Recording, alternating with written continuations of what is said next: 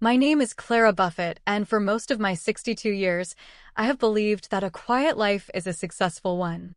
My home, nestled on a tree-lined street in the small, comfortable town of Oakhaven, is a testament to that belief. It's a modest brick colonial, the kind with shutters that need a fresh coat of paint and a garden that my late husband, Arthur, tended with a devotion I now try to emulate. Inside, every object holds a story.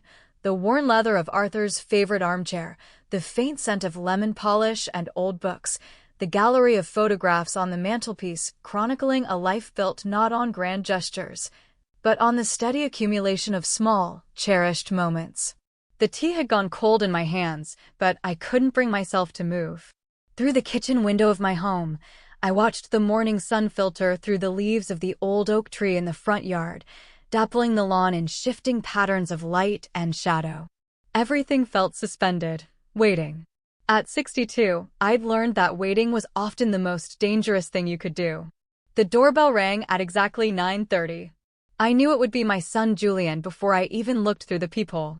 He had that particular way of standing, shoulders back, chin up, like he was about to deliver a boardroom presentation rather than visit his mother. Behind him stood his wife, Serena, her blonde hair perfectly coiffed despite the early hour, clutching a leather portfolio against her chest like armor.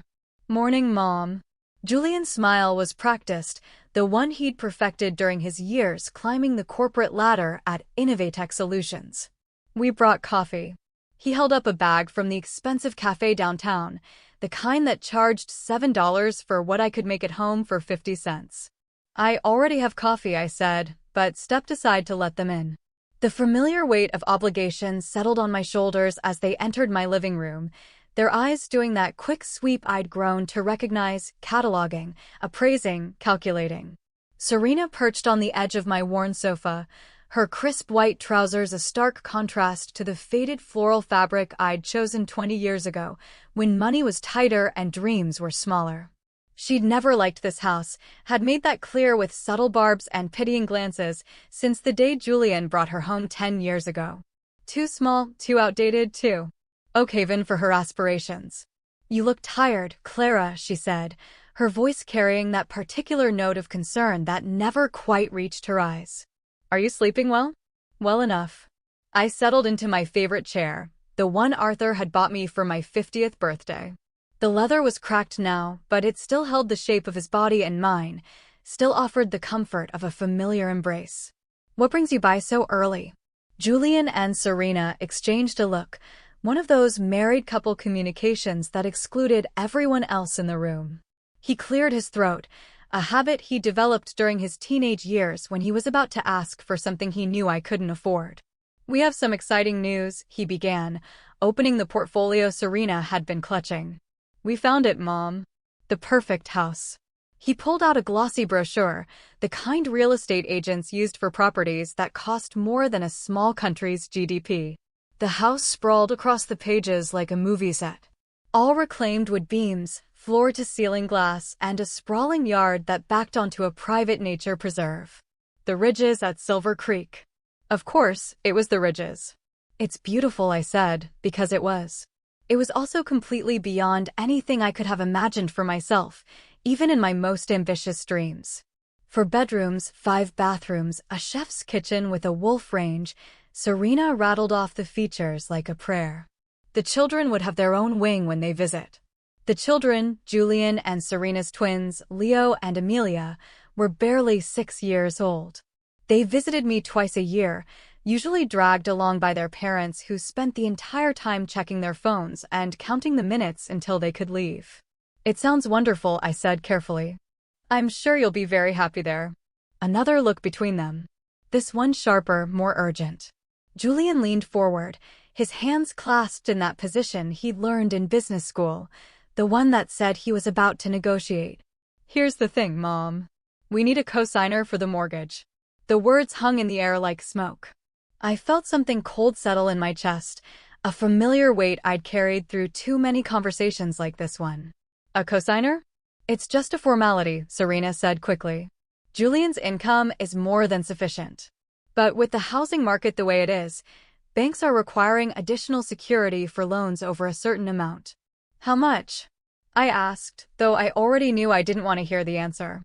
750,000, Julian said, as if he were discussing the weather. But like Serena said, it's just a formality. You wouldn't actually be responsible for any payments. I looked at the brochure again, at the pristine modern farmhouse that seemed to mock the modest surroundings of my own home. 50 years of careful saving, of choosing generic brands over name brands, of driving my Honda until it literally couldn't run anymore.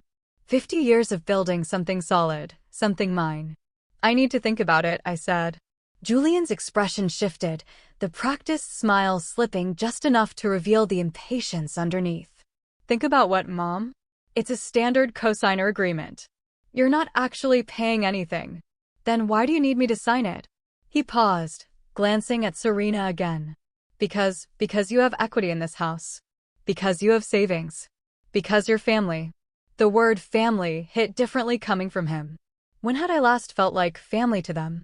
When had I last been invited to their sleek, minimalist apartment for dinner, or asked about my day, or included in their plans for anything beyond financial necessity? I've worked very hard for what I have, I said quietly. Your father and I, we sacrificed a lot to build this security. Dad's been gone for 4 years, Mom. Julian's voice carried an edge of irritation. He's not coming back to enjoy it. The cruelty of it took my breath away.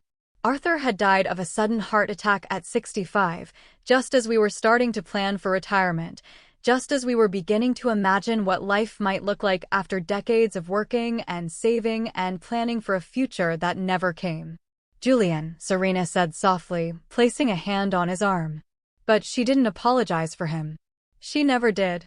I stood up, my legs unsteady. I need you both to leave now. Mom, come on. Don't be dramatic. Julian remained seated, his voice taking on that patronizing tone he'd perfected over the years. We're asking for a simple favor after everything we've done for you. What exactly have you done for me? The question came out harder than I'd intended, but I didn't soften it. When was the last time you visited when you didn't need something? When was the last time you called just to talk? We're busy, Mom. We have careers, children, responsibilities. We can all sit around in empty houses feeling sorry for ourselves. The words landed like physical blows. I watched my son, the boy I'd raised, the man I'd supported through college, through his early career struggles, through the endless parade of needs and wants that had defined our relationship, and saw a stranger. Get out, I said. Clara, please, Serena started. Get out of my house. They left, but not before Julian placed the mortgage papers on my coffee table. Think about it, Mom. We'll give you a few days to come around. But don't wait too long. The seller won't hold the property forever. The door closed behind them with a soft click, leaving me alone with the glossy brochure and the stack of legal documents that would sign away my financial security, my peace of mind, my future. I picked up the papers, scanning the dense legal language until I found the number that made my hands shake. $750,000. Not a formality, not a simple favor. A mortgage that would make me responsible for more money than I'd ever seen in my life. The phone rang. For a moment, I thought it might be Julian calling to apologize, to explain, to somehow make this right. But the caller ID showed my neighbor's number. Helen Grady, the retired teacher who lived 3 doors down. Clara. Helen's voice was warm, concerned. I saw your son leave. You look upset. Through the window, I could see Helen standing in her own kitchen, phone pressed to her ear, watching me with the kind of attention that came from genuine care rather than calculation. I'm fine, I said automatically, then stopped. When had I started lying to the people who actually cared about me? Actually, no. I'm not fine. Come over, Helen said simply. I'll make fresh coffee. Real coffee, not that overpriced stuff from downtown. I looked at the mortgage papers one more time, then left them on the table and walked out my front door. For the first time in months, I didn't look back.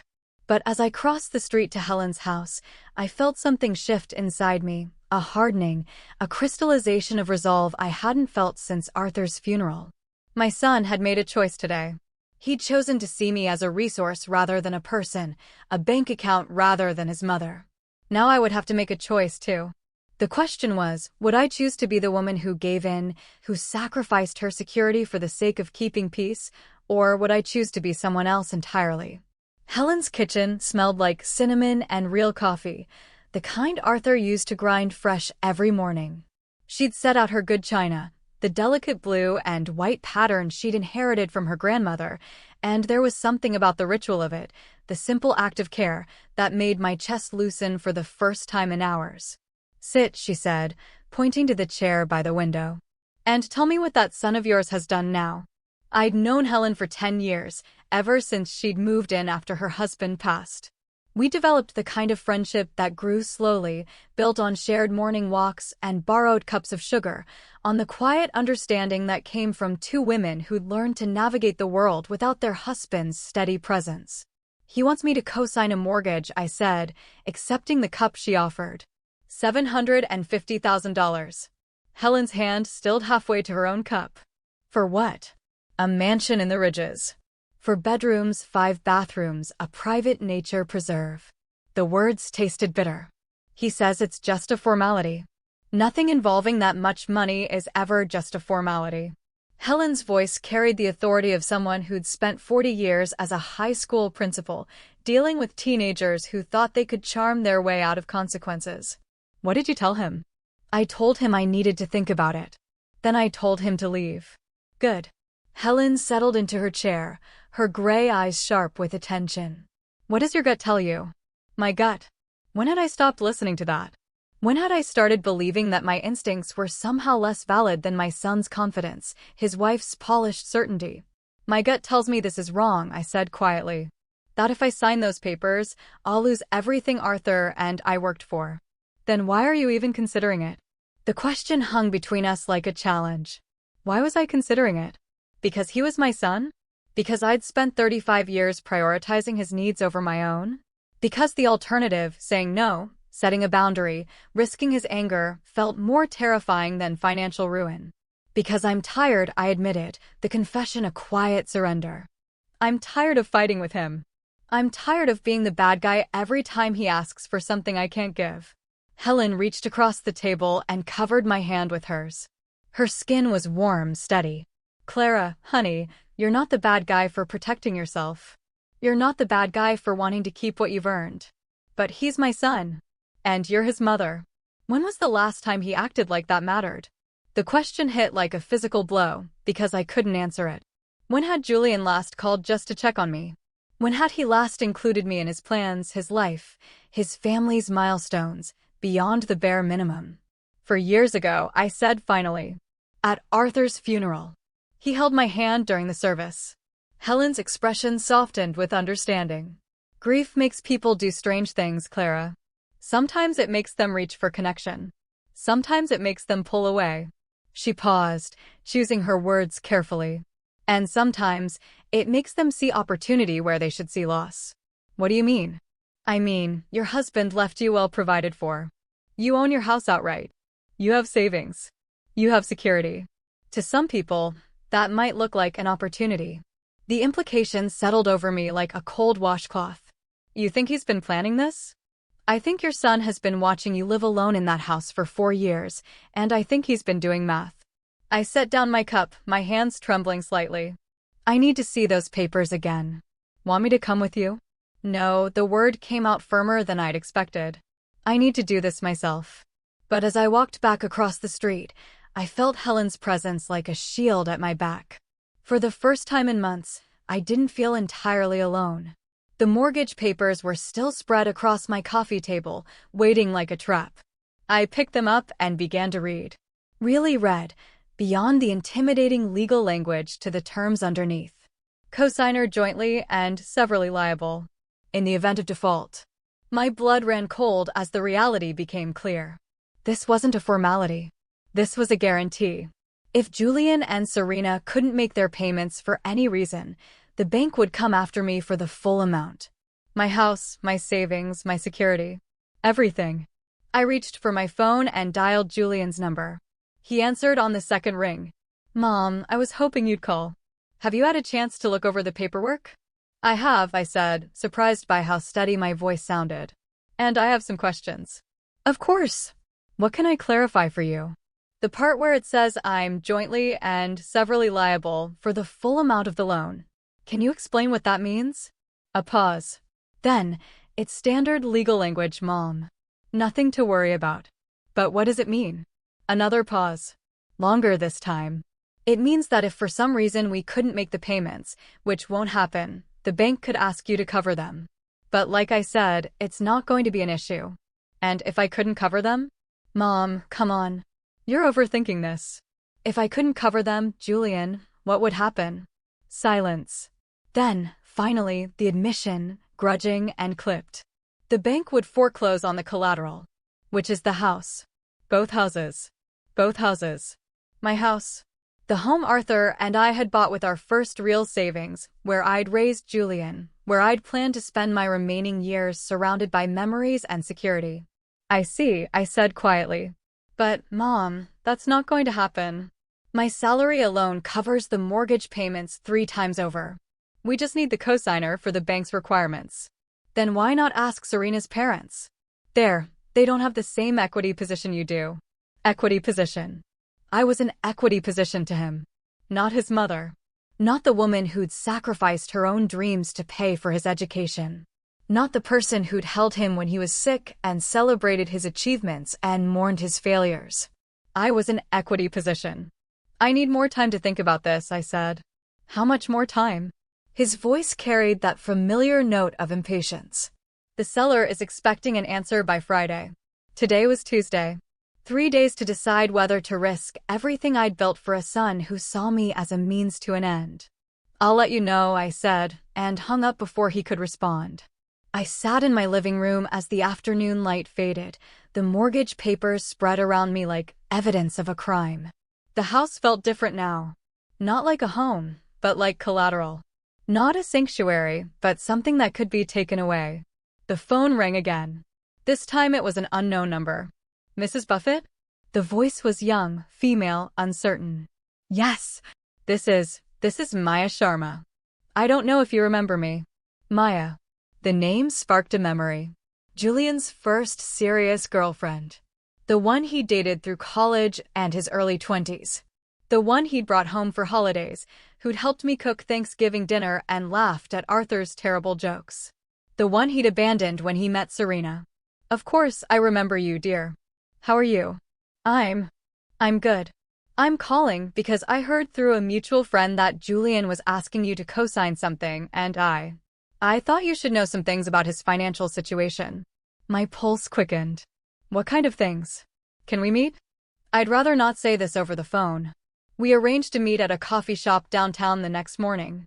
After I hung up, I sat in the gathering darkness, feeling the weight of secrets and revelations pressing down on me. What had Maya learned about my son that she felt compelled to warn me about? What did she know that I didn't? And more importantly, what was I going to do with whatever she told me? The mortgage papers seemed to glow in the lamplight. Waiting for my signature, waiting for my surrender. But for the first time since Julian had walked into my house that morning, I felt something other than fear. I felt curiosity. And beneath that, something harder, more dangerous. I felt the first stirring of rage. The coffee shop was one of those deliberately rustic places that charged premium prices for the illusion of authenticity. I arrived early, choosing a corner table where I could watch the entrance, while nursing a cup of tea that cost more than my usual weekly grocery budget for the beverage alone. Maya Sharma walked in at exactly 10 o'clock, and I was struck by how little she'd changed in the 8 years since I'd last seen her. Still petite, still carrying herself with that quiet confidence that had made her so easy to like. Her dark hair was shorter now, cut in a professional bob that suited her work at the law firm where she'd built her career. Mrs. Buffett, she said, sliding into the seat across from me. Thank you for meeting me. Thank you for calling, I replied, studying her face. There was something in her expression, a combination of concern and determination that reminded me of myself at her age. You said you had information about Julian's financial situation. She nodded, then glanced around the cafe as if making sure we weren't being overheard. I should probably start by saying that I don't have any ill will toward Julian. What we had was a long time ago, and I've moved on. But when I heard what he was asking you to do, how did you hear about it? I work at Morrison, Klein and Associates. We handle real estate transactions for several high-end properties in the area. The house in the Ridges Julian is trying to buy, we're not representing him, but we know the property. And we know the seller. My stomach tightened. What about the seller? The seller is a client of ours. Has been for years. Let's just say he's particular about who he sells to. He runs credit checks, background checks, employment verification, the works. She pulled out her phone and showed me a screenshot of what looked like a credit report summary. Julian's application was declined 3 weeks ago. The words hit me like a physical blow. Declined. His debt-to-income ratio is too high. He's carrying significant credit card debt, a car loan that's upside down, and he's already missed 2 mortgage payments on his current condo. The room seemed to tilt around me. He told me his salary could easily cover the mortgage payments. His salary might be able to cover them, but his existing obligations make it impossible. The bank won't approve him for additional credit without a cosigner who can guarantee the full amount. So, he needs me to get approved at all. That's right. And Mrs. Buffett, Maya leaned forward, her voice dropping to almost a whisper. The seller's agent told us that Julian already put down a non-refundable deposit of $75,000. If he can't secure financing by Friday, he loses that money. $75,000. The amount staggered me. Where did he get $75,000 for a deposit? I don't know, but I suspect it's money he doesn't actually have. I sat back in my chair, my mind racing. Julian had never mentioned a deposit. He'd presented this as a simple favor, a formality, a minor inconvenience to help his family achieve their dream. But the reality was far more desperate. He'd already committed money he couldn't afford to lose, and now he needed me to save him from financial catastrophe. There's something else, Maya continued. I did some digging. Nothing illegal, just public records. Julian and Serena filed for bankruptcy protection 2 years ago. It was discharged, but the debts they accumulated afterwards suggest they haven't changed their spending habits. Bankruptcy. The word came out as a whisper. But they live in that expensive condo. They drive new cars. They take vacations. All on credit. And now that credit is maxed out. I thought about the designer clothes, the expensive coffee, the casual way they discussed a $750,000 mortgage, as if it were pocket change. All of it built on borrowed money, borrowed time, borrowed hope. Why are you telling me this? I asked. Maya's expression softened. Because I remember how kind you and Mr. Buffett were to me. How you treated me like family when Julian and I were together. You deserved better than the way that relationship ended. And you deserve better than this. The way that relationship ended. I'd never known the full story. Just that one day Maya was part of our family gatherings, and the next she was gone, replaced by Serena with her polished ambition and calculating smile. What happened between you and Julian? I asked. She took a deep breath. He cheated on me with Serena while I was in Portland visiting my sick mother. When I found out, I confronted him. He told me that Serena could give him the kind of life he deserved, connections, opportunities, status. He said I was holding him back. The cruelty of it was so perfectly Julian that I felt a familiar ache in my chest. I'm so sorry. I got over it. But I never forgot how easily he discarded something real for something that looked better on paper. She paused, choosing her words carefully. I worry he's doing the same thing to you. What do you mean? I mean, he's willing to risk your financial security, your home, your future, everything that actually matters for the appearance of success.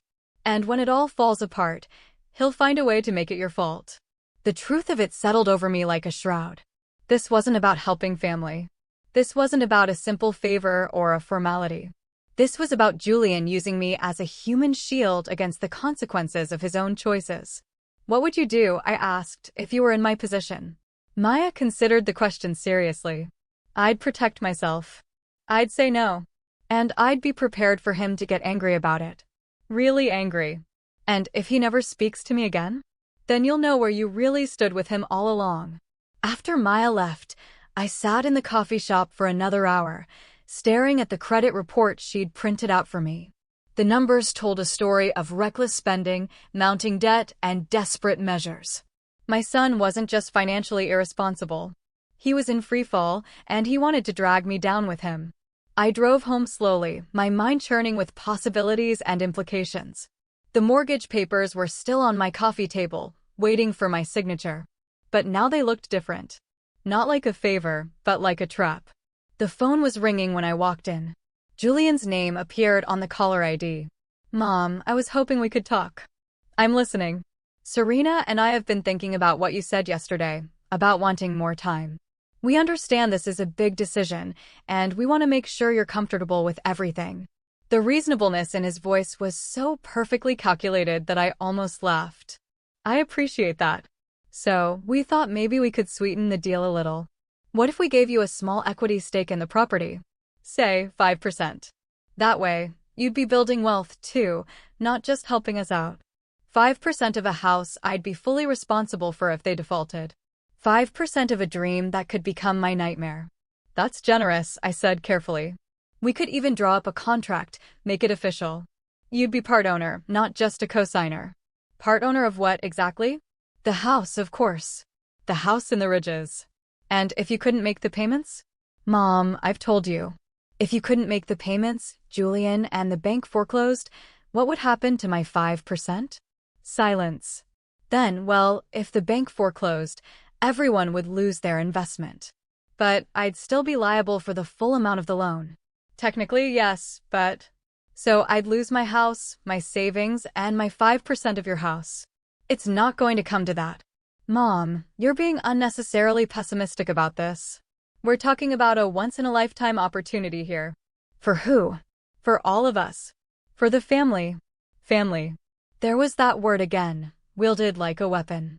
I looked around my living room, at the photos of Julian as a child, at the memories embedded in every piece of furniture, every carefully chosen decoration.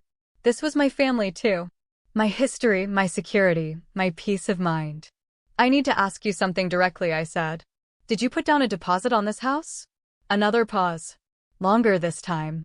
What does that have to do with anything? Did you put down a deposit? Yes or no? We made a good faith payment to show we were serious buyers. How much? Mom, that's not really. How much, Julian? $75,000. Where did you get $75,000? Does it matter? The point is, we're committed to this purchase. We can't back out now. But I could. I could still walk away from this disaster before it consumed everything Arthur and I had built together. I could still choose to protect myself instead of enabling my son's financial recklessness. I'll call you back, I said. Mom, wait. I hung up and sat in the silence of my living room, feeling the weight of the decision pressing down on me. On my coffee table, the mortgage papers waited like a contract with the devil himself. Outside, I could see Helen working in her garden, her movements careful and purposeful. She glanced up and waved, and I felt a surge of gratitude for her presence in my life, someone who cared about me without wanting anything in return. Tomorrow was Thursday. Julian expected an answer by Friday. I knew what I had to do. The question was whether I had the courage to do it. I didn't sleep that night. Instead, I sat at my kitchen table with Arthur's old financial records spread before me, calculating and recalculating the numbers until they blurred together in the lamplight. 50 years of careful planning, of choosing security over luxury, of building something lasting.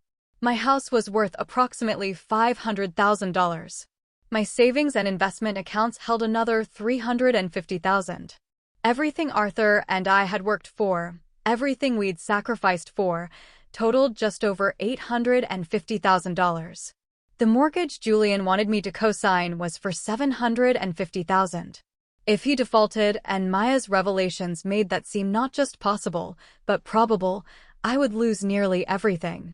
At 3 a.m, I made myself a cup of chamomile tea and called my own lawyer, Benjamin Croft. His answering service told me he'd return my call first thing in the morning. But I couldn't wait. I needed to understand my options before I faced my son again. By the time the sun rose, I had a plan. Not just for saying no, I'd moved beyond that simple refusal, but for something more comprehensive, something that would protect me and, perhaps, teach Julian a lesson he should have learned decades ago. Benjamin called back at 8 o'clock sharp. Clara, What's this about a mortgage co-signing situation? I explained everything. The Ridge's house, the enormous loan, Julian's hidden financial problems, the non-refundable deposit. Benjamin listened without interrupting, making occasional notes. You absolutely cannot sign this, he said when I finished. Based on what you've told me, you'd be assuming full financial responsibility for someone else's luxury purchase while they maintain all the benefits. It's unconscionable. I need more than just advice on saying no, Benjamin. I need to know about my legal options. If Julian tries to pressure me, manipulate me, or retaliate against me for refusing, what can I do? Are you expecting him to retaliate? I thought about the cold calculation in his voice when he discussed the deposit, the way he dismissed my concerns as pessimistic, the casual cruelty with which he'd mentioned Arthur's death. Yes, I said. I think I am. Then document everything. Keep records of all conversations. Save all correspondence. If he makes threats or engages in harassment, we'll have grounds for a restraining order. What about his access to my finances? Could he somehow force me to co-sign? Not legally, no. But Clara, if you're worried about your son's potential behavior, maybe we should discuss other protective measures, powers of attorney, healthcare directives, that sort of thing. I'm more concerned about him having keys to my house. There was a pause. Does he have keys to your house? I gave him a spare set after Arthur died in case of emergencies. I'd recommend changing your locks immediately. After I hung up, I sat in my kitchen as the morning light filtered through the windows, feeling a strange sense of calm settle over me. For the first time in days, I wasn't reacting to Julian's agenda. I was setting my own. I called a locksmith first, then drove to the bank where Arthur and I had kept our accounts for 30 years. The manager, George Adams, greeted me with the kind of warm familiarity that came from decades of relationship. Clara, how are you holding up? I'm well, George. I need to make some changes to my accounts. Of course. What can I help you with? I want to remove my son's name from my emergency contact list, and I want to set up additional security measures for any large transactions. George's expression grew serious. Is everything all right? I'm just being cautious. I pulled out the mortgage documents. Can you look at these and tell me what you think? He studied the papers for several minutes, his frown deepening. Clara, this is a significant financial commitment. Are you planning to co-sign this? I'm planning to say no, but I want to understand what would happen if I said yes. If you sign this, you'd be fully responsible for $750,000 in debt. If the primary borrowers defaulted, we'd come after you for the full amount, plus interest and penalties. And if I couldn't pay, we'd foreclose on any collateral you'd pledged, which, according to this document, would include your home and pursue garnishment of your other assets. Including my retirement accounts? Potentially, yes. I nodded, filing away the information. Can you set up a flag on my account? Something that would require additional verification before any large transactions. Absolutely. What kind of verification? I want any transaction over $10,000 to require my physical presence with 2 forms of identification. George made notes on his computer. Done. Is there anything else you need? Yes, I said, a new resolve hardening in my voice. I want to update my will. By noon, I had accomplished more in one morning than I had in the previous 3 days. The locks were changed, my accounts were secured, and I had an appointment with my attorney that afternoon to update my estate planning documents. I was in the middle of making lunch when Julian arrived. I watched him through the kitchen window as he walked up to my front door, his stride confident, his expression expectant. He reached for the door handle, the automatic gesture of someone who'd always had access, and turned it. Nothing happened. He tried again, then knocked. Mom? The door's locked. I waited a moment before answering, letting him wonder. When I opened the door, his face was a study in confusion. Your key didn't work, he said. I had the locks changed this morning. Why? Because it's my house. Something shifted in his expression, a flicker of irritation quickly masked by concern. Are you having security issues? Is someone bothering you? No one's bothering me, Julian. I just decided I wanted to control who has access to my home. But I'm your son. Yes, you are. Would you like to come in? He stepped inside, his eyes immediately going to the coffee table where the mortgage papers still lay. Have you made a decision? I have. I gestured toward the living room. Sit down. We need to talk. He remained standing, his jaw tightening. Just tell me, Mom. Are you going to help us or not? I am not going to co-sign your mortgage. The words hung in the air between us like a physical barrier. Julian's face went through several expressions: surprise, disbelief, anger, before settling into something harder. You're not going to help us. I'm not going to risk everything Arthur and I worked for so you can live in a house you can't afford. We can afford it. I told you. You told me a lot of things that weren't true. I picked up the credit report Maya had given me. You never mentioned that your loan application was declined. You never mentioned that you've missed mortgage payments on your current condo. You never mentioned that you filed for bankruptcy 2 years ago. His face went white. Who told you that? It doesn't matter who told me. What matters is that you lied to me. I didn't lie. I just didn't think those details were relevant. You asked me to risk $750,000 based on information you knew was false. How is that not lying? Mom, listen to me. He moved closer, his voice taking on that persuasive tone I'd heard him use with clients. Yes, we've had some financial challenges. Everyone has. But this house is an investment. It's going to appreciate in value. We're not just asking you to help us, we're offering you an opportunity to build wealth. An opportunity to lose everything I have. You're being paranoid. I'm being realistic. And I'm being final. The answer is no.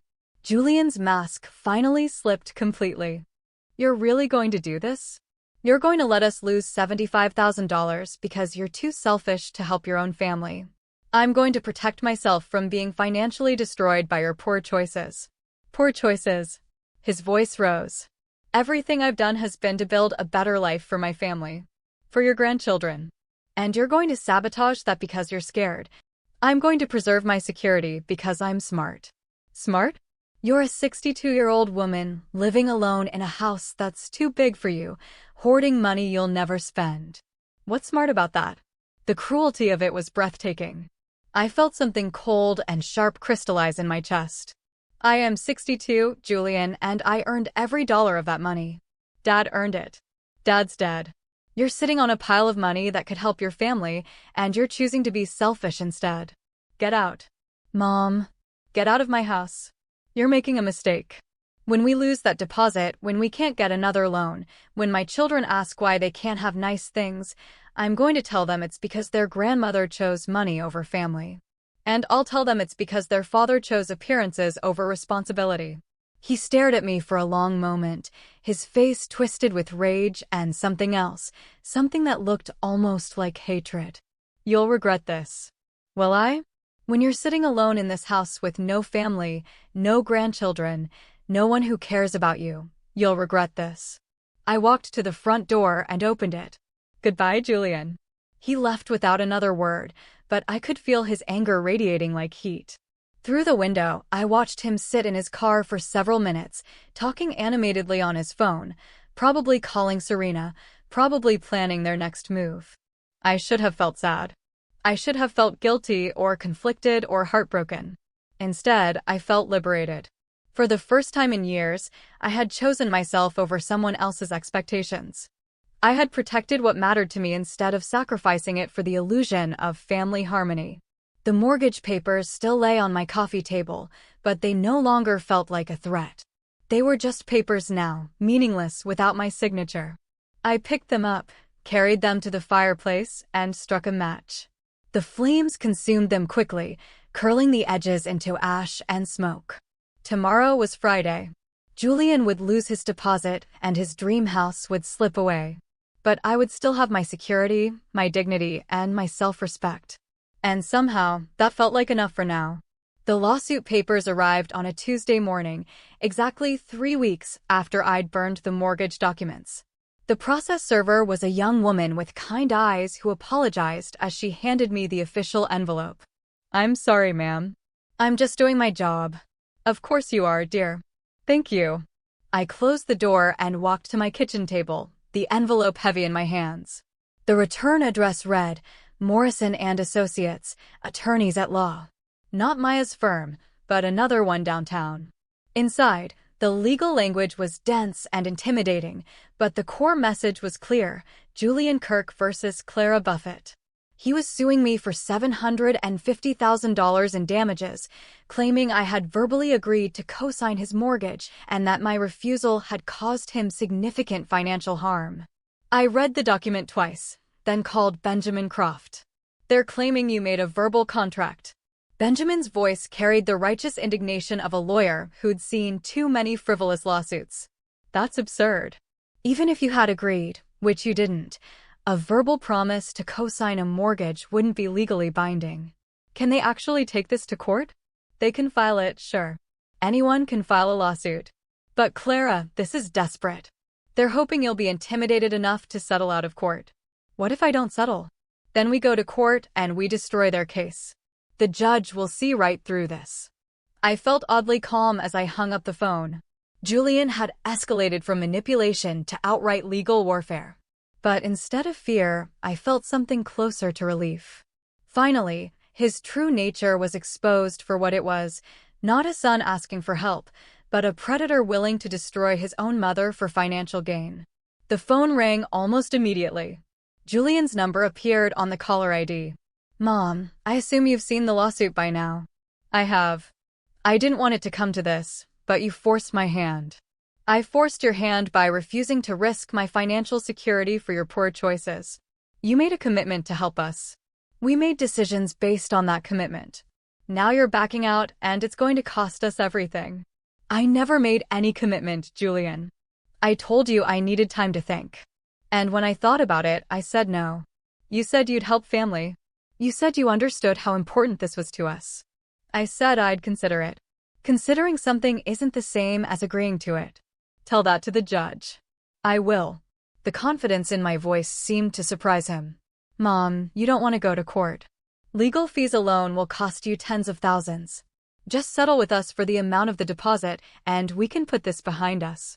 "You mean give you $75,000 to drop a lawsuit that has no legal basis?" "I mean prevent this from getting ugly." "It's already ugly, Julian. You're suing your own mother." "I'm protecting my family." "No, you're trying to extort money from me because you gambled with money you didn't have and lost. I'm trying to hold you accountable for your promises." "Then I'll see you in court." I hung up and sat in my kitchen, surrounded by the morning light and the familiar comfort of my own home. Arthur's coffee mug still sat in the cabinet. His reading glasses still lay on the counter where he'd left them 4 years ago. This house held 50 years of memories, of shared dreams and quiet contentment. Julian was willing to destroy all of that for a house he couldn't afford. But I wasn't going to let him. Helen appeared at my back door an hour later, carrying a plate of homemade cookies and wearing an expression of fierce determination. "I heard about the lawsuit," she said, settling into the chair across from me. "The whole neighborhood's talking about it. I'm sorry it's become public. Don't you dare apologize. That boy should be ashamed of himself, dragging his mother to court like some common criminal. He thinks he can intimidate me into giving him money. And can he?" I looked at my friend, this woman who'd stood by me through Arthur's death, through the lonely years that followed, through the gradual realization that my son saw me as a resource rather than a person. Her loyalty was freely given, no strings attached, no hidden agendas. "No," I said firmly. "He can't." "Good. Because I have something that might help." She pulled out a manila folder. "I've been asking around about Julian and Serena. Turns out they're not as discreet as they think they are." Inside the folder were photographs, printouts from social media, mostly Serena's of them at expensive restaurants, designer shopping bags visible in their car, vacation photos from Paris and Rome and Hawaii. All dated within the past year, all during the time when Julian claimed they were struggling financially. "This is from Serena's Instagram account," Helen said, pointing to a photo of Serena wearing what looked like a $1,000 dress. 2 weeks ago. "And this one shows them at that new sushi place downtown that charges $300 per person. Where did you get these?" "My granddaughter helped me. She's good with computers." Helen's smile was sharp. "Turns out Serena posts everything online. Every purchase, every meal, every vacation. She's been living like a millionaire while claiming poverty." I stared at the photos, feeling pieces of a puzzle clicking into place. They'd been spending money they didn't have, documenting it all online, and then asking me to bail them out. That's not even the best part, Helen said, pulling out another set of papers. I also found their bankruptcy filing from 2 years ago. It's public record. Want to know what they listed as their reason for financial distress? Tell me. Medical expenses. Specifically, medical expenses related to fertility treatments. I frowned. But they have twins, Leo and Amelia. Exactly. They claimed they needed bankruptcy protection because of medical bills they incurred trying to have children. But they already had children. They lied to the bankruptcy court about their circumstances. The implication hit me like a physical blow. They committed fraud. It looks that way to me. And if they lied to the bankruptcy court, what makes you think they're telling the truth now? I studied the documents spread across my kitchen table, the lawsuit, the photographs, the bankruptcy filing. Together, they painted a picture of two people who'd built their entire lifestyle on deception and financial manipulation. Helen, I said, I need to ask you something. If this goes to court, if I need character witnesses, people who can speak to my integrity and my relationship with Julian, I'll be there, she said immediately. And so will half the neighborhood. We've all watched how he treats you, Clara. We've all seen how he only comes around when he needs something. It might get ugly. It's already ugly. But you're not alone in this. The court date was set for 6 weeks later.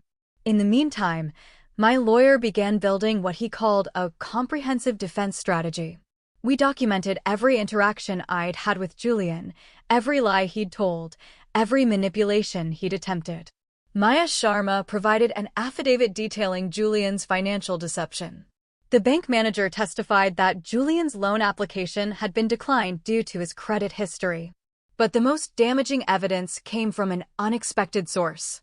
5 days before the trial, I received a call from a woman named Marlene Finney, who identified herself as Julian's former colleague at Innovatech Solutions. Mrs. Buffett, I've been following your case in the news, and I feel I need to tell you something about your son. What is it? Julian was fired from his job 2 months ago. Not laid off, not downsized.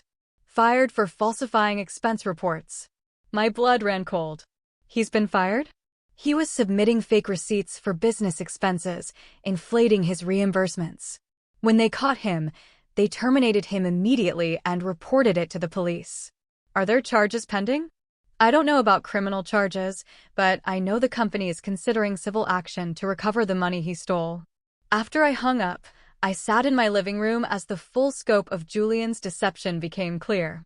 He'd been fired for theft, was facing potential criminal charges, had no steady income, and was drowning in debt.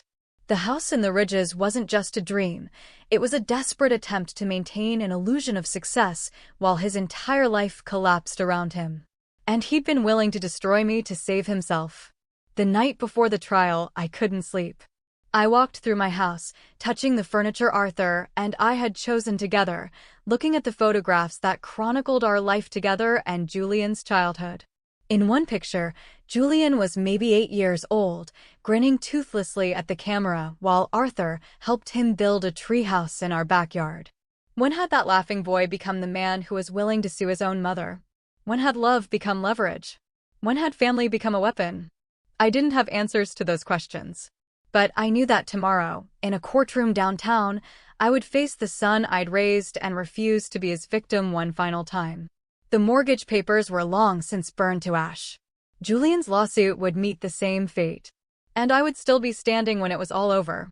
Because I had learned something important in these past months. I was worth protecting. My security, my dignity, my peace of mind, they mattered. They were worth fighting for. And tomorrow, I would prove it. The courthouse felt colder than I expected, its marble halls echoing with the hushed, anxious energy of lives hanging in the balance. I held Helen's hand as we walked through the small crowd of local reporters and curious onlookers. I'd worn a simple navy blue dress, the one I'd bought for a friend's wedding years ago. It felt like armor now, quiet and dignified. My son sat across the aisle, stiff in a gray suit that seemed a size too big for him. He looked older than I remembered, but not wiser. Serena was not there. Perhaps shame had finally caught up with her. Or perhaps she was simply cutting her losses. The judge, a woman named Eleanor Vance with sharp eyes and a no-nonsense demeanor, entered right at 9 a.m. She looked at Julian's claim, raised an eyebrow, and said, "Let's begin." Julian testified first. He tried to sound wounded, painting a picture of a loving son betrayed by a fickle mother. He spoke of promises made and broken, of dreams dashed. He even managed to produce a few tears. But under my lawyer's cross-examination, his story crumbled. He had no emails, no text messages, no written promises, because there were none.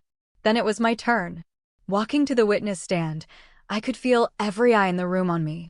But my steps were steady. I didn't look at Julian. I looked straight at Judge Vance. "I am not here to punish my son," I said, my voice clear and calm. "I am here because he tried to punish me for saying no. I spent my life raising our son to believe in responsibility and integrity. But somewhere along the line, he learned entitlement instead. He asked me to risk my home, my security, everything my husband and I built over 50 years, to finance a lifestyle he couldn't afford and wasn't honest about. When I refused, he brought me here." I paused, taking a breath. "I love my son. But my love is not a blank check. My home is not collateral for his ambitions." Saying no was not an act of selfishness. It was an act of self-preservation. When I finished, a profound quiet settled over the courtroom. The judge's expression had changed from professional detachment to something softer, more understanding. The final blows came from the evidence.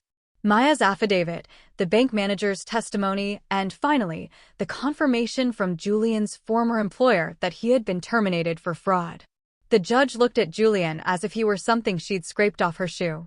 "I find in favor of the defendant, Mrs. Buffett," she said, her voice steady and cold. And then, words I will never forget. "Furthermore, this court finds the plaintiff's actions to be a textbook case of attempted elder financial abuse. I am referring this case to the district attorney's office for review."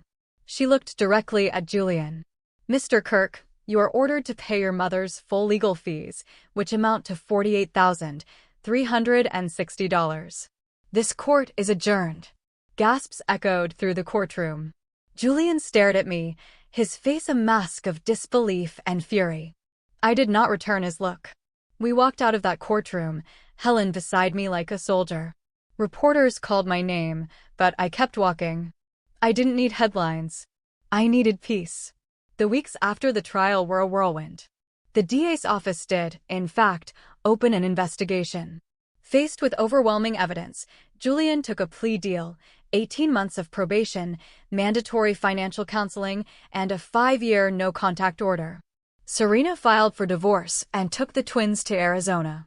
Julian's name, once a rising star in local business circles, was now tarnished beyond repair. And me? I reclaimed my life, piece by quiet piece.